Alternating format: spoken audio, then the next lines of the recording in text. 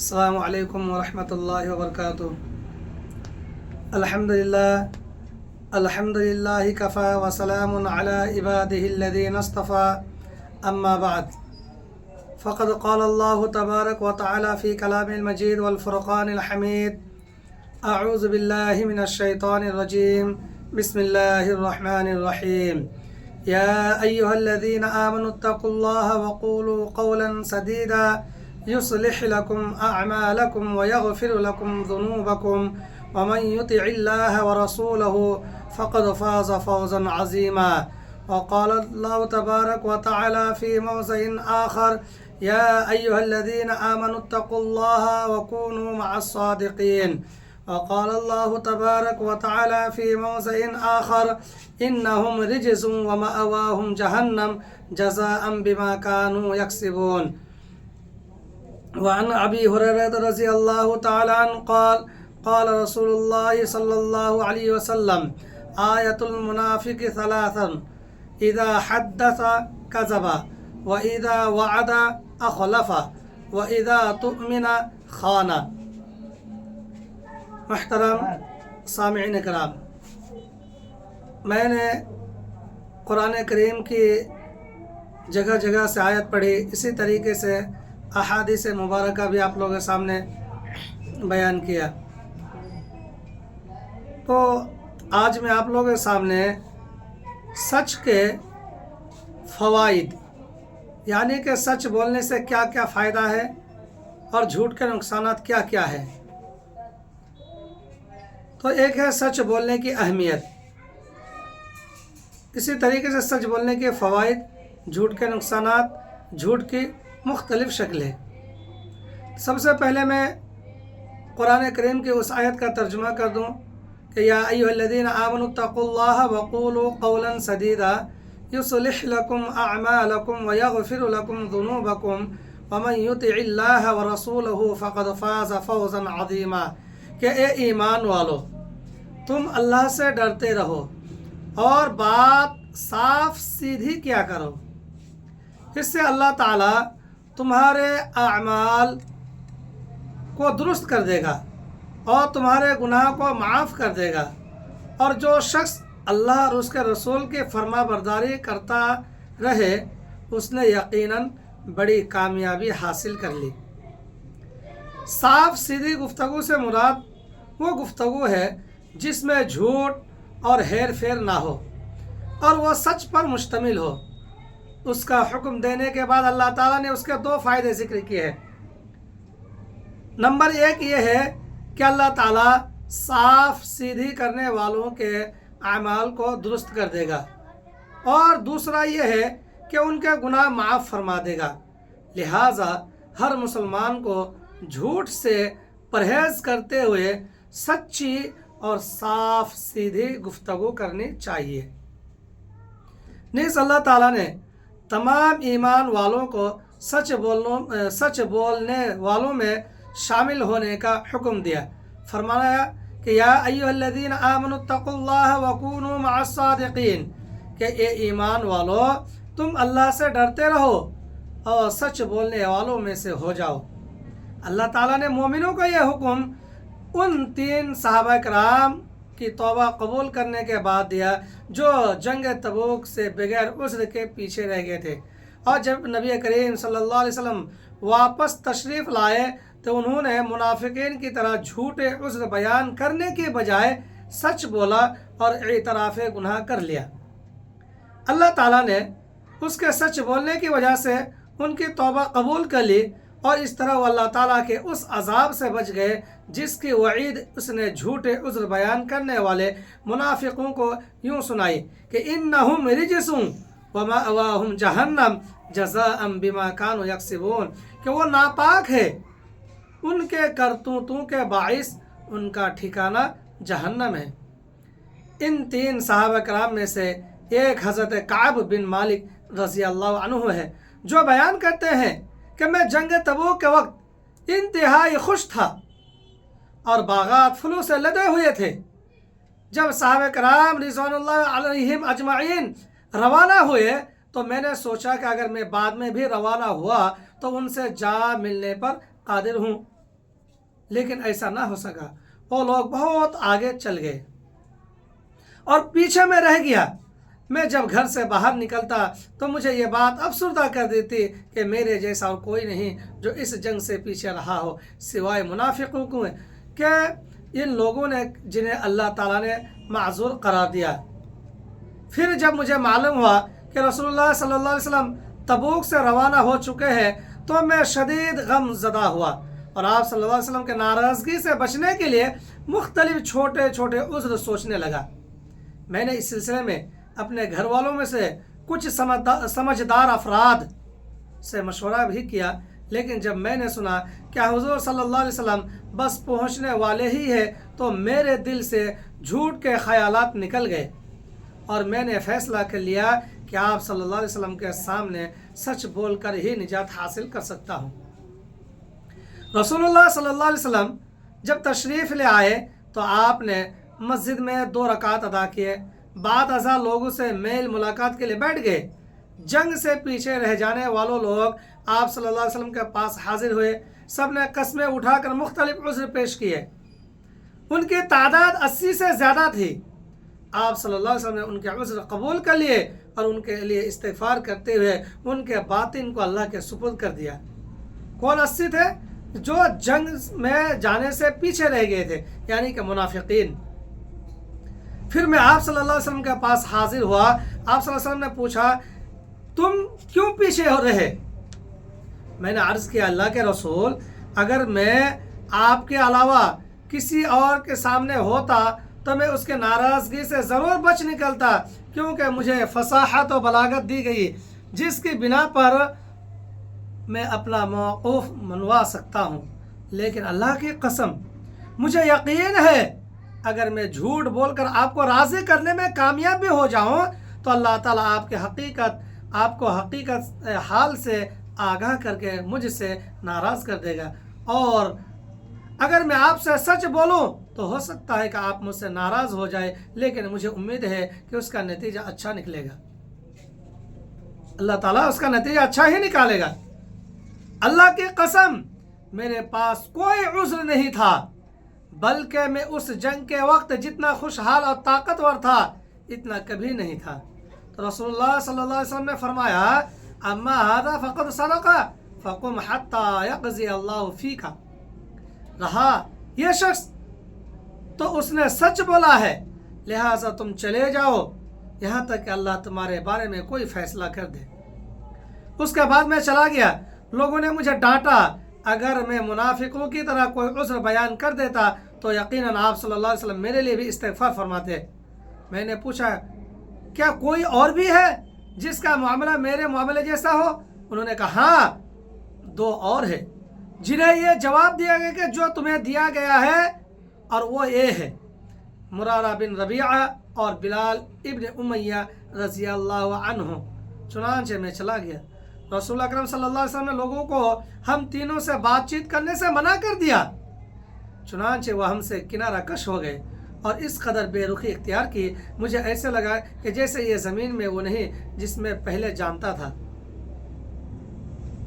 मेरे दोनों साथी तो अपने घरों में जाकर बैठ गए और रोते रोते दिन रात गुजारने लगा। कौन? मैं। जहाँ तक मेरा ताल्लुक़ है तो मैं उनकी निस्बत कम सिन था और मजबूत आसाब का मालिक था। मेरे घर से बाहर निकलना, मस्जिद में जाकर नमाज अदा करना, बाज़ारों में घूमता, लेकिन कोई शख्स मुझसे कोई बातचीत नहीं करता। मैं रसूलुल्लाह सल्लल्लाहु अलैहि वसल्लम के सामने भी आता, आपकी खिदमत सलाम पेश करता और दिल में कहता कि पता नहीं आप सल्लल्लाहु अलैहि वसल्लम के होंठ भी हिलाए हैं या नहीं। मैं आप सल्लल्लाहु अलैहि वसल्लम के करीब नमाज अदा करता। जब पूरी तरह नमाज की तरफ में मुतवज्जह रहता तो आप सल्लल्लाहु अलैहि वसल्लम मुझे देखते रहते, लेकिन जब मैं आपकी तरफ इल्तिफात करता, आपकी तरफ मैं नज़रें झुकाता, मैं आपको देखता तो आप नज़र हटा लेते। ये सिलसिला इसी तरह चलता रहा। मैं लोगों को बेरुखी से तंग आ चुका था। उसी दौरान मुझे गिसान के बादशाह की तरफ से एक खत मिला जिसमें लिखा हुआ था कि हमें मालूम हुआ कि तुम्हारे साथी तुम्हारे साथ बेवफा की है, हालांकि तुम वो शख्स नहीं जिसे इस तरह ज़ाय कर दिया जाए, लिहाजा तुम हमारे पास आ जाओ, हम तुम्हारा साथ देंगे और तुमसे हम दर्दी करेंगे। मैंने वो ख़त जला दिया और دل میں کہا کہ یہ اور ایک آزمائش ہے۔ 40 دن گزرنے کے بعد ہمارے پاس رسول اللہ صلی اللہ علیہ وسلم کا حکم آیا کہ ہم اپنی بیوی سے بھی الگ ہو جائیں۔ چنانچہ میں نے اپنی بیوی کو اس کے گھر والوں کے پاس بھیج دیا، اس کے میکے والوں کے پاس بھیج دیا۔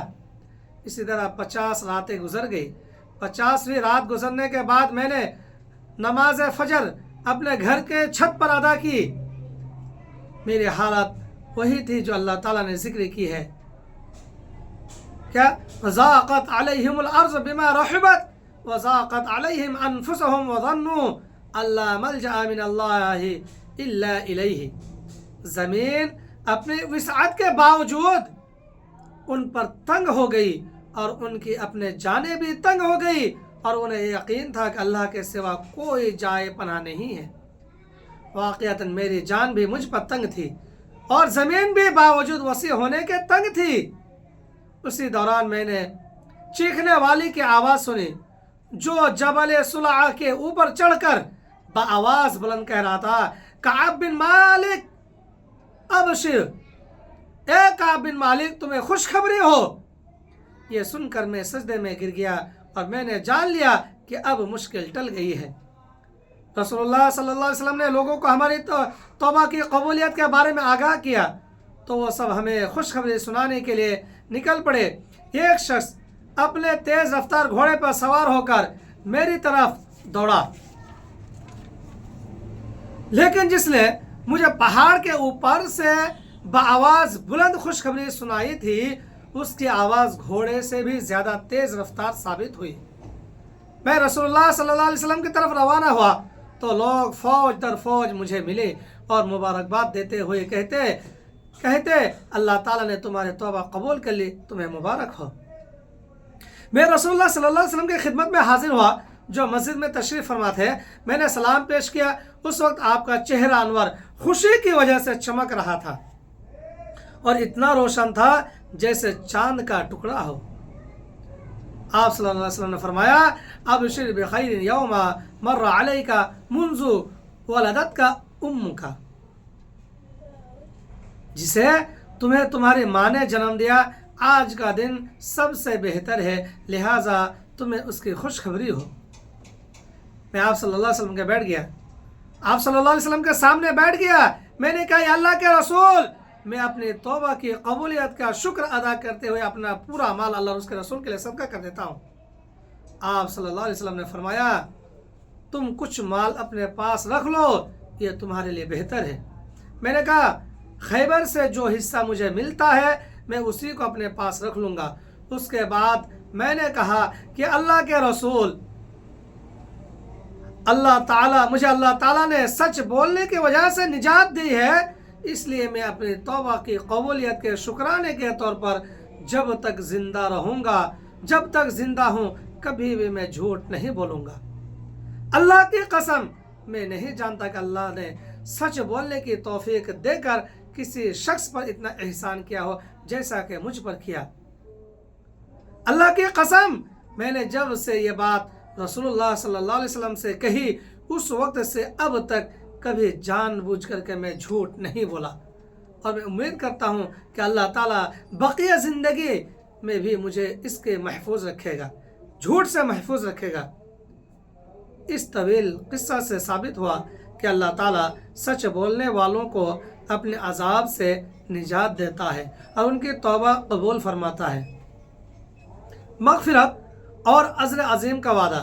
اللہ تعالیٰ نے سچ بولنے والوں مردوں اور سچ بولنے والی عورتوں سے بولنے والی خواتین سے مغفرت اور اجر عظیم کا وعدہ فرمایا ہے۔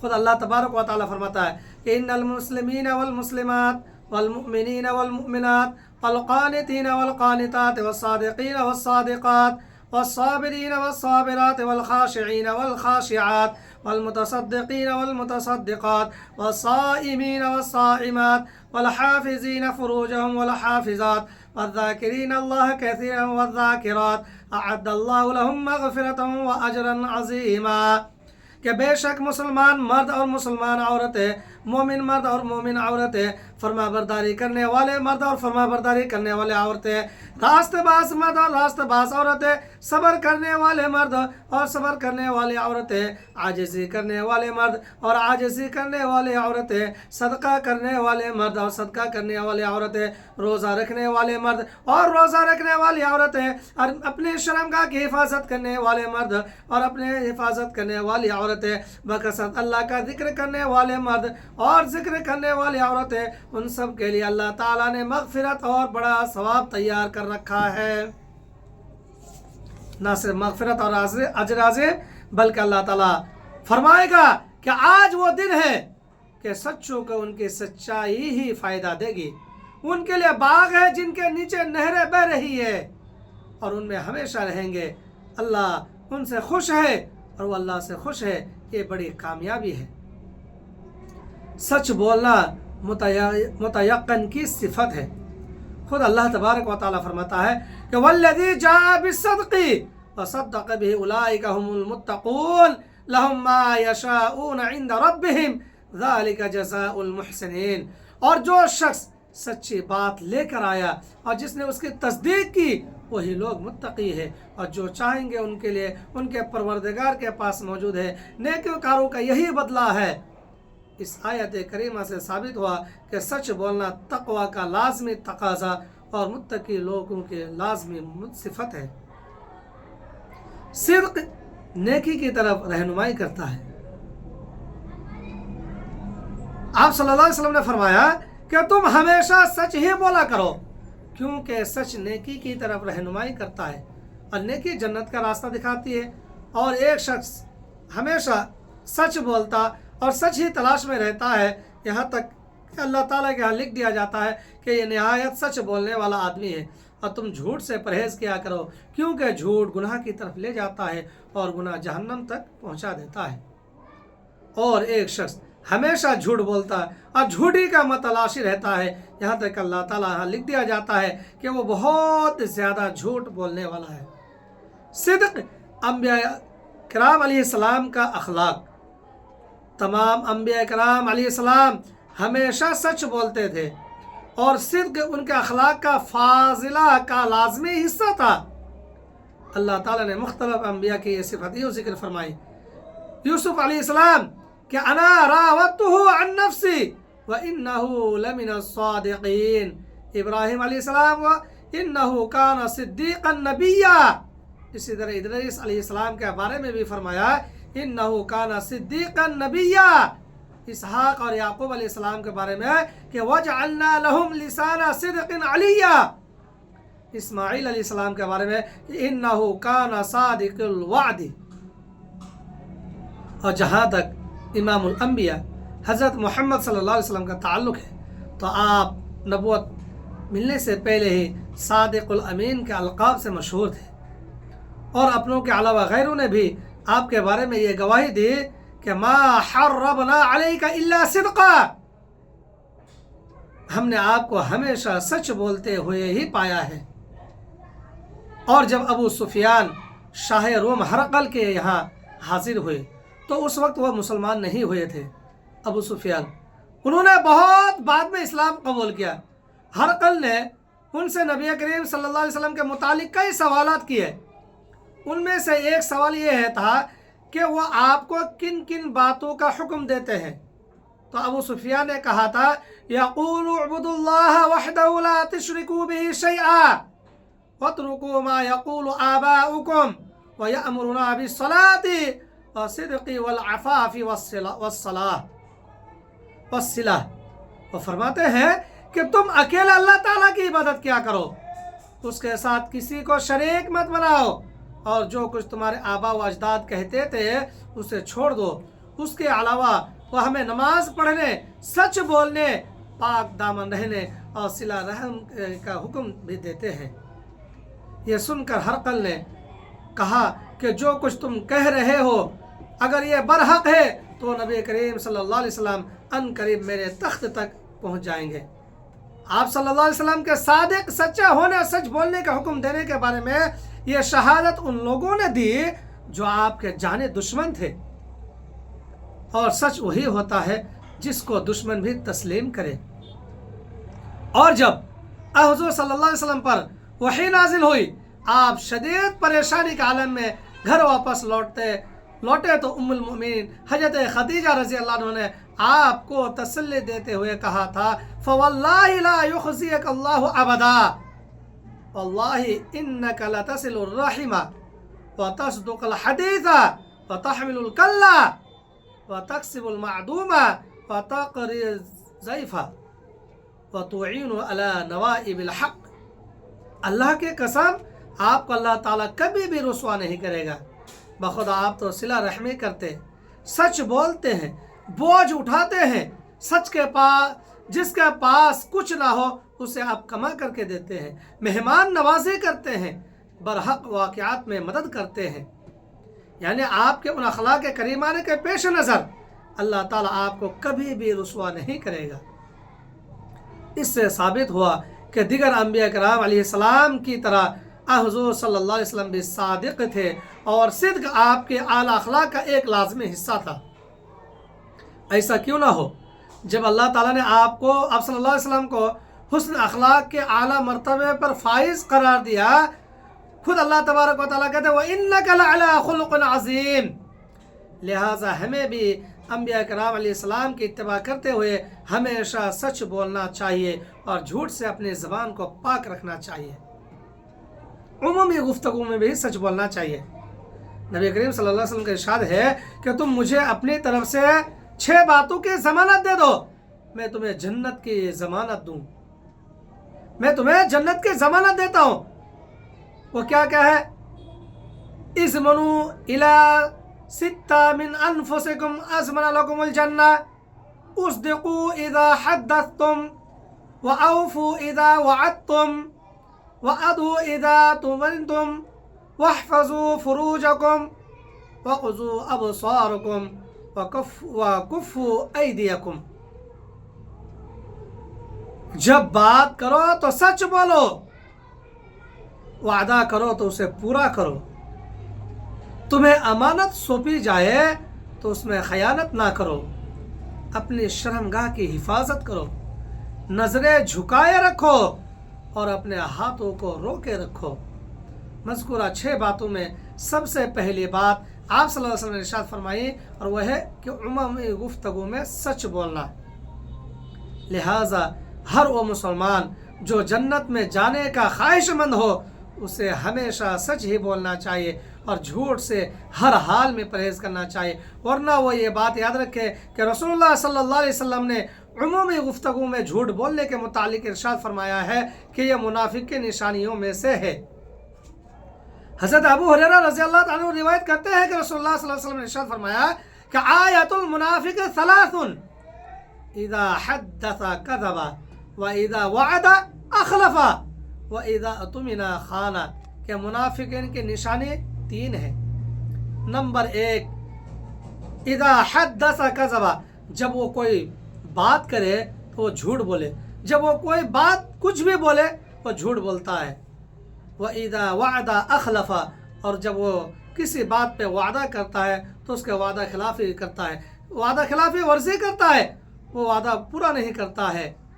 और व इज़ा वअद अखलफा व इज़ा अतमिना खाना, और जब उसे कोई अमानत सौंपी जाती है तो उसमें वो खयानत कर देता है। और एक जगह है कि 4 खसलतें जिसमें पाई जाती हो वो पक्का मुनाफिक है, और जिसमें उनमें से एक खसलत पाई जाती हो उसमें मुनाफिकत की निशानियों में से एक निशानी होती है, यहाँ तक कि वो उसे छोड़ दे। पहली यह है कि उसे जब अमानत सौंपी जाती है तो उसमें खयानत करता है। दूसरी है कि जब वो बात करता है तो झूठ बोलता है। तीसरी है कि जब वो वादा करता है तो वादा खिलाफी करता है, उसे तोड़ देता है। और चौथी है कि वो जब झगड़ा करता है तो गाली गलौज पर उतर आता है। व इज़ा खासमा फजरा फहर्रा, इन दोनों अहादीस मुबारक से साबित हुआ कि झूठ बोलना मुनाफिक की खसलतों में से एक खसलत है। लिहाजा मोमिन के शायान शान नहीं और न ही उसे यह बात ज़ैब देती है कि वो अपने गुफ्तगू में झूठ बोले। कसम भी सच्ची उठानी चाहिए। नबी करीम सल्लल्लाहु अलैहि वसल्लम के इरशाद गिरामी है, ला तहलिफू बिआबाइकुम वला बि उम्महातिकुम वला बि औलादी वला तुहलिफू इल्ला बिल्लाह वला तहलिफू बिल्लाह अज़्ज़ वजल इल्ला व अंतुम सादिक़ून। तुम अपने बापों, माओं और शरीकों की कसम ना उठाया करो, सिर्फ अल्लाह ही की कसम उठाया करो, और अल्लाह की कसम भी सिर्फ उस वक्त उठाया करो कि जब तुम सच्चे हो। इससे साबित हुआ कि मुसलमान को सिर्फ सच्ची कसम ही उठानी चाहिए और झूठी कसम उठाने से परहेज करना चाहिए। जबकि आज मुसलमानों की हालत यह है कि वो दीदा दिलेरी के साथ झूठी कस्में उठाते हैं और अपने भाइयों का माल हड़प कर जाते हैं। गवाही भी सच्ची ही देनी चाहिए। इस तरह मुसलमान को सिर्फ सच्ची ही गवाही देनी चाहिए और झूठी गवाही से इज्तनाब करना चाहिए, क्योंकि झूठी गवाही देना कबीरा गुनाहों में से एक है। हज़रत अबू बकर रज़ियल्लाहु अन्हु से रवायत है कि रसूलुल्लाह सल्लल्लाहु अलैहि वसल्लम ने फरमाया कि अला उनब्बिउकुम बिअकबरिल कबाइर, क्या मैं तुम्हें सबसे बड़े गुनाह के बारे में न बता दूं? आप सल्लल्लाहु अलैहि वसल्लम ने ये सवाल 3 बार किया। हमने कहा क्यों नहीं अल्लाह के रसूल? आप सल्लल्लाहु अलैहि वसल्लम ने फरमाया अल इशराक बिल्लाह व उकूकुल वालिदैन। आप सल्लल्लाहु अलैहि वसल्लम ने सहारा लिया हुआ था, फिर आप सीधे होकर बैठ गए और फरमाया कि अल्लाह के साथ शिर्क करना और वालिदैन के नाफरमानी करना। इसी तरीके से आप सल्लल्लाहु अलैहि वसल्लम बैठ गए और फरमाया अल्लाह अक़ूलु ज़ूरी व शहादत ज़ूर, अल्लाह व क़ौल ज़ूरी व शहादत ज़ूर, अल्लाह व क़ौल ज़ूरी व शहादत ज़ूर। खबरदार झूठी बात और झूठी गवाही से बचना, खबरदार झूठी बात और झूठी गवाही से बचना, खबरदार झूठी बात और झूठी गवाही से बचना। फिर आप सल्लल्लाहु अलैहि वसल्लम बार बार यही अल्फाज दोहराते रहे, यहाँ तक कि मैंने अपने दिल में कहा कि काश आप खामोशी इख्तियार फरमा लें। जबकि आज बहुत सारे मुसलमानों की यह हालत है कि झूठी गवाही देते हुए कोई आर महसूस नहीं करते। चंद रुपयों के इवज़, चंद पैसों के इवज़ जिस तरह कोई चाहे उसे गवाही ले लेता है, फिर उसी गवाही के बिना पर उसे फैसले किए जाते हैं। अकीदा तौहीद भी सच्चा होना चाहिए। हज़रत अनस बिन मालिक रज़ियल्लाहु अन्हु बयान करते हैं कि एक मरतबा रसूलुल्लाह सल्लल्लाहु अलैहि वसल्लम पर सवारी पर सवार थे और हज़रत मुआज़ बिन जबल आपके पीछे बैठे हुए थे। आप सल्लल्लाहु अलैहि वसल्लम ने 3 मरतबा उन्हें पुकारा। उन्होंने हर मरतबा अर्ज़ किया कि अल्लाह के रसूल मैं हाजिर हूँ, मैं हाजिर हूँ, मैं हाजिर हूँ।